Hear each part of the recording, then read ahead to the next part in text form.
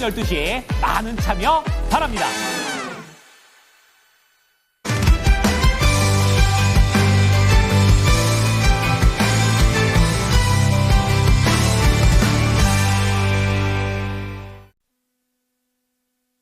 네, 목요일 이코노미 클럽 시간입니다. 오늘은 레몬리서치 김민수 대표 모셨습니다. 대표님 어서 오세요. 안녕하십니까.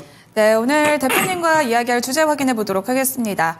오늘은 계엄 쇼크에서 살아남는 방법, 생각보다는 최악은 아니다라는 반응이 또 나오고 있습니다. 계엄 사태로 정치적 불확실성이 지배하고 있는 국내 증시인데요. 그럼에도 발빠르게 대처하면서 생각보다 최악은 아니다라는 반응이 나오고 있습니다.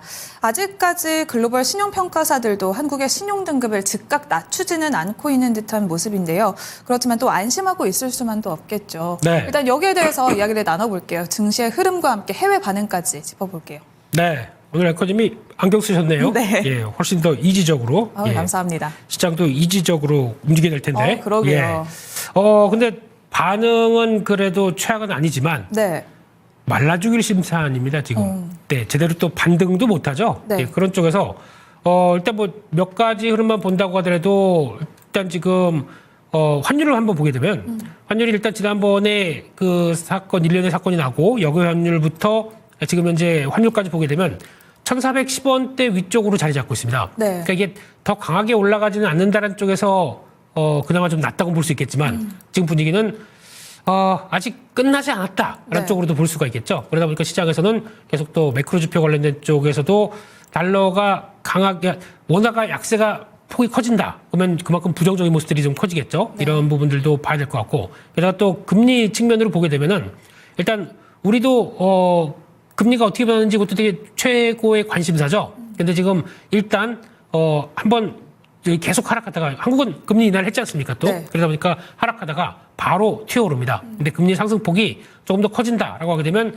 채권 쪽에 대한 부담감이 좀 더 나올 수가 있기 때문에 이런 변화들도 한번 같이 보는데 일단 매크로 지표 자체적으로는 그렇게 완전히 뭐 심각하게 나올 정도는 아닙니다. 네. 근데 가장 문제라기보다는 심리적인 차원에서 외국인들이라고 봐야 되겠죠. 지금 현재 보게 되면 외국인들이 어제 한 5천억대, 오늘도 지금 3천억대 매도가 나오고 있습니다. 네. 이만큼 나온다는 얘기는 일단 그 전만 하더라도 시장이 돌아가려고 할 때 보니까 약간 5천억대 매수가 나왔었는데 이제 좀 일단락 되나 싶었더니 아니야. 아직 한국 좀 걱정스러운데 라고 하는 목소리가 좀 많다 보니까 여기까지 내려왔죠. 네. 그래서 그런 분위기로 봤을 때는 그러면 이제 시장에 전반적으로 다 팔고 있느냐라고 봤을 때 그건 아닙니다. 오늘 일단 삼성전자는 당연히 자사주 매입하다 보니까 매도 나오겠죠. 네. 근데 그걸 빼고 KB금융, 신한지주, 기아, 삼성화재 이런 종목들을 보게 되면 밸류업 쪽입니다. 그동안 시장이 지수를 지지를 하고 지탱했던 가장 큰 섹터 중에 하나가 밸류업 쪽인데 네. 이게 외국인들이 이번 상황을 봤었을 때 한국이 무슨 밸류업이냐, 디밸류업이다 이런 쪽에서 정치가 밸류업 되지 못하는데 무슨 하면서 대표적인 이런 기업들을 매도를 하고 있다라는 쪽들이 생각보다 매도폭이 좀 오늘 보니까 어제 매도한 거에 2배를 매도하고 있네요. 외국인들은. 네. 그런 쪽에서 좀 압박이 있다라고 하게 되면 이런 것들이 하나하나 외국인들 매도의 흐름들로 볼 텐데 근데 그러면 또 거기서 같이 정리하고 빠져나온 자금들이 또 어디로 갈 것이냐.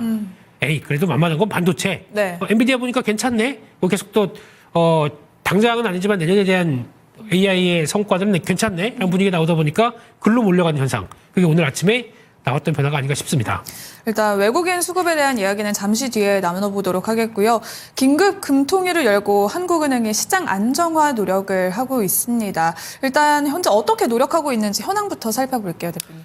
네, 정부가 발빠르게 움직이긴 합니다. 일단 가장 먼저 그 금융시장에서도 소요 사태가 나올 것 같다 보니까 일단 유동성 걱정하지 마라. 무제한으로 공급하겠다라고 하는 정부의 입장이 한번 나왔었고 제가 F4라고 그러죠. 네. 금융 쪽에서 4분 다 모이셔가지고 특히 한국은행장도 마찬가지고 RP 매입하고 전반적으로 시장에 유동성 공급하겠다라는 쪽과 함께 특히 경제부총리 쪽에서 나왔던 얘기는 준비하고 있다. 특히 증시 안정펀드, 증간기금 이쪽에서 한 10조 대기하고 있다.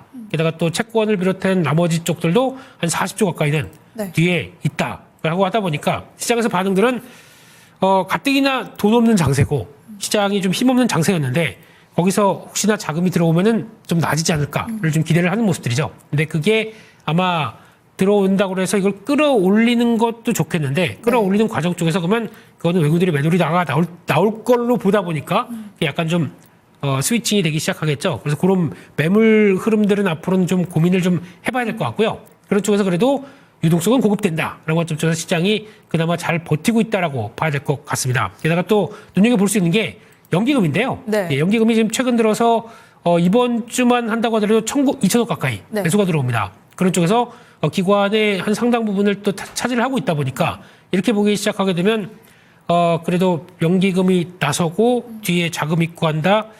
조금 좀 안도감은 볼 수는 있겠습니다만 외국인들 매도가 얼만큼 또 계속 나오는지 이게 또 중요한 변수가 아닌가 싶습니다. 일단 이렇게 금융당국이 발빠르게 대처하면서 일단락되고 있지만 외환 시장이 문제입니다. 환율이 1,400원이 고착화되는 듯한 모습인데요. 계속 빠져나가고 있던 외국인 수급이 월요일에 잠시 들어오나 했지만 화요일에 또 이렇게 이슈가 네. 터졌습니다. 일단 아직까지도 계속해서 불안감은 남아있는 상황인데 외국인 수급도 한번 짚어볼까요? 네, 아까 말씀드렸듯이 외국인들은 뭐 올해 한 7월 달부터 계속 매도하고 있고 뭐가 그렇게 마음에 안 드는지 모르겠어요. 그러게요. 네, 좀 데려와서 좀 영어로 좀 얘기를 해줬으면 좋겠습니다. 예, 대표님이 해주실 거죠? 예, 네. What's your problem? 네, 그러면서 얘기를 하고 싶은데 네. 일단 여러 가지 측면들은 있다고 하겠지만은 가장 중요한 게 성장률이 떨어진다라고 하는 나라 쪽에서 성장 동력에 대한 얘기들 많이 나올 수밖에 없고 어제도 OECD에서 나왔던 한국을 또 성장률을 하향시켰죠. 네. 2.3%.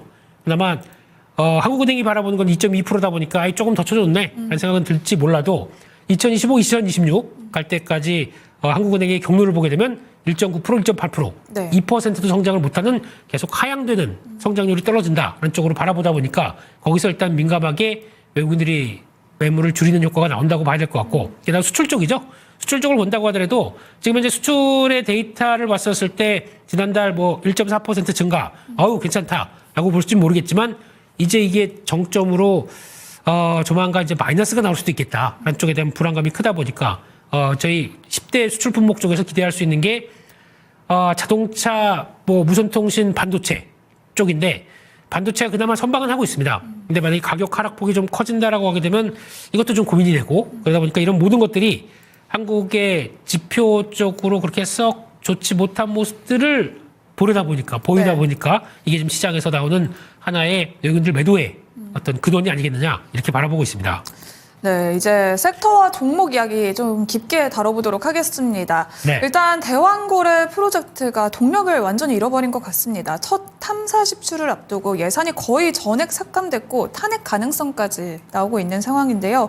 윤석열 정부의 핵심 정책 중에 하나였던 원전주까지 또 줄줄이 하락하고 있습니다. 네. 대왕고래는 이제 손을 놔야 될까요? 고래가 바이바이 하고 가고 있네요. 네, 이런 쪽에서.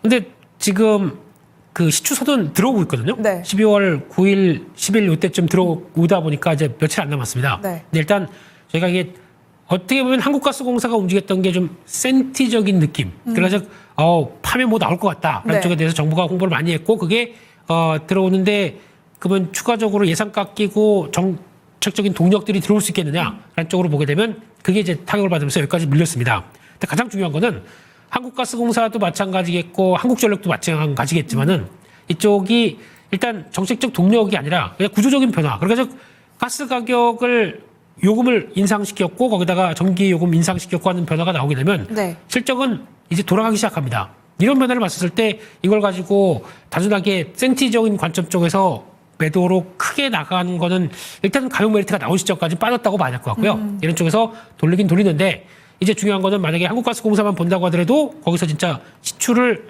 해서 네. 뭔가 결과가 나오느냐라는 쪽들이 이어지다 보니까 한 두어 달 정도 남아있죠. 네. 근데 만약에 진짜 있다라고 하게 되면 이것도 분위기가 바뀔 수가 있는 문제 아닙니까? 근데 그거에 대해서 저희가 자꾸 의심을 갖다 보니까 주가는 여기까지 왔다고 봐야 될 것 같고요. 이제 근데 오늘은 또 반등이 나오고 있네요. 많이 빠졌기 때문에 어. 이 반등은 나오는데 네. 그렇다고 해서 지금 상황 쪽에서 반등이 V자로 나오기는 좀 어렵다고 봐야 될 것 같고요.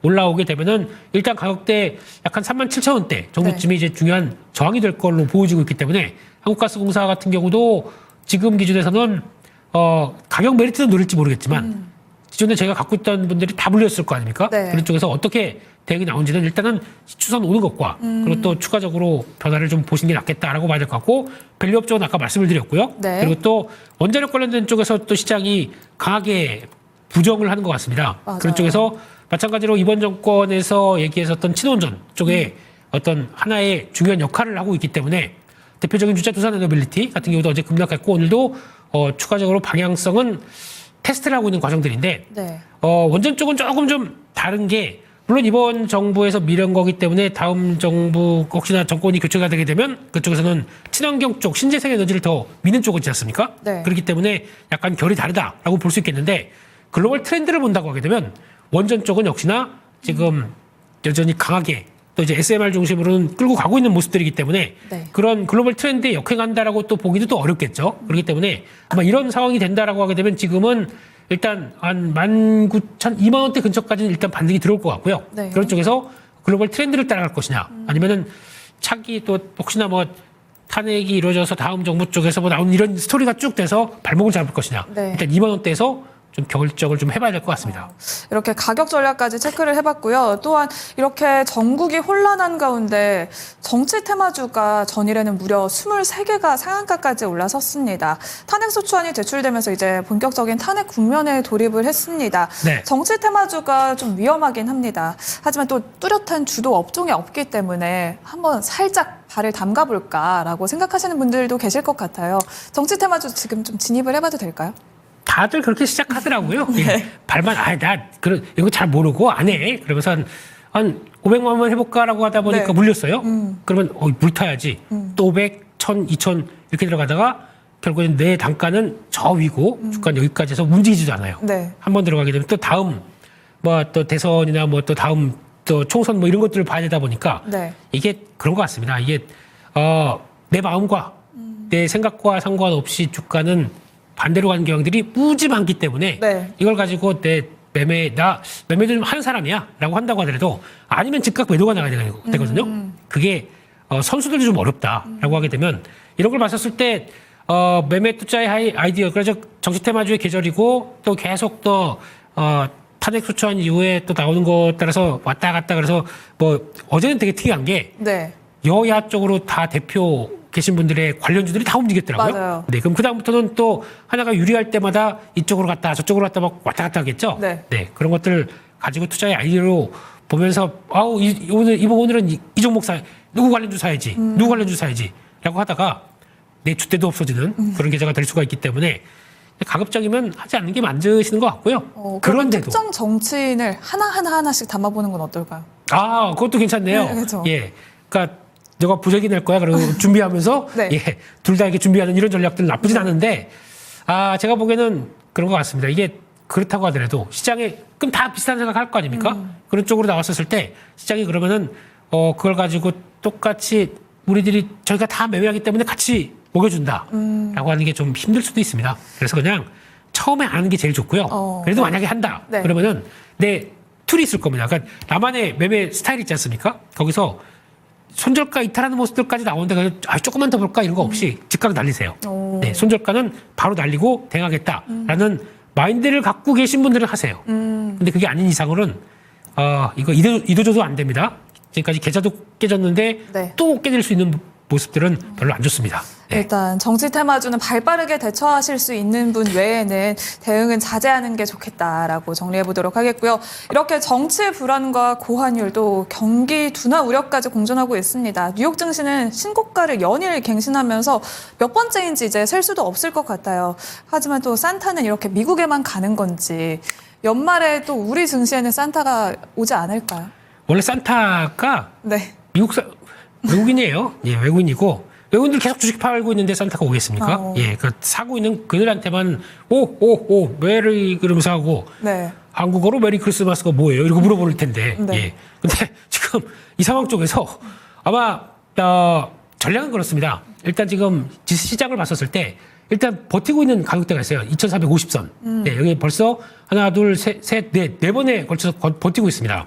물론 지금도 2,455니까 이게 이제 여차하면 밀릴 수는 있겠죠. 네. 근데 이게 시장의 공감대 역할로 특히 어제 거래 많이 되는데 지지를 하고 있다라고 하게 되면은 공감대를 펼치면서 지지를 하고 있는 라인들 네. 이거를 본다라고 하게 되면 외국인들이 매도해도 버텨낸다. 그러면 다음에 기대감이 좀 생길 수가 있겠죠. 네. 그런 쪽에서 여기 시간이 좀 걸릴 수 있겠지만은 그래도 잘 지지했다 그러면 약간 L자형 비슷하게 만들어 놓고 거기서 턴한다라고 하게 되면 또 시장이 탄력을 받을 수가 있기 때문에 네.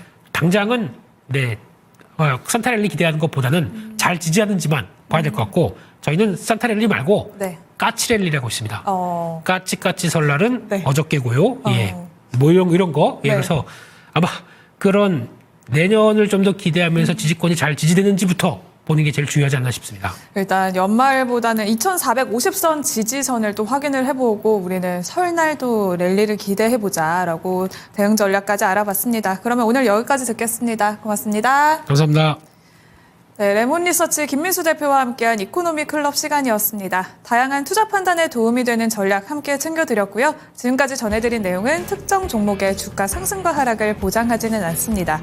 오늘도 또 시장이 방향성을 찾지 못하고 있습니다. 오늘도 장 마감까지 토마토 증권통과 함께 하시면서 전략 잘 챙겨가시면 좋을 것 같습니다.